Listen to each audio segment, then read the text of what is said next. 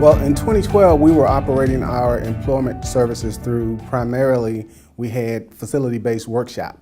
And that workshop had been in existence since 1962. It was actually the program that started SRVS.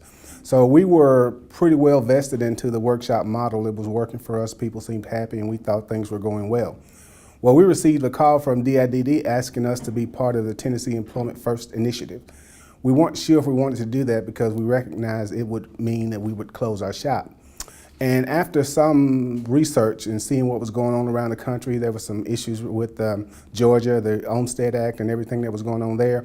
We decided that it was in the best interest of the people we support to no longer offer segregated services.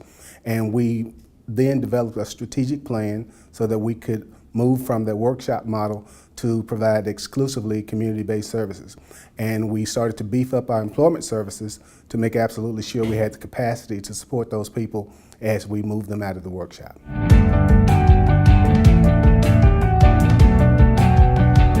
It was pretty hard and it was scary for a lot of people because the families pretty much felt like when their loved one came to the workshop, they were there all day, they knew where they were, they could pop in and check on them, and everything was fine.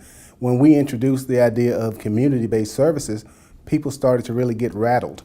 And I had parents calling and coming by saying, this is not a good thing, it's not what we want to do.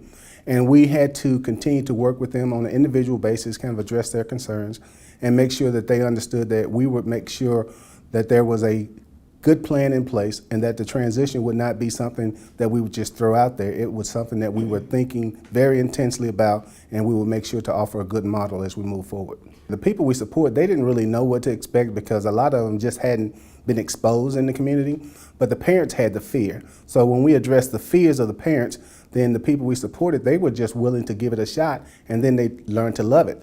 And like all good parents, when you see that your child loves what they're doing, then they became much more receptive. So things started to really flow after that.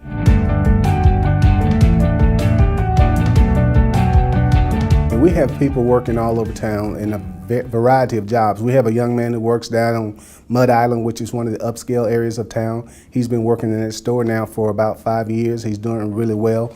We have a great partnership with AutoZone Distribution here in Memphis. They have hired 8 people that we support. They work in different shifts, different areas of the facility, and they're doing outstanding work there. We have people that work at restaurants, Pizza Hut. We have folks who are doing a variety of things, as well as we do quite a bit of volunteerism.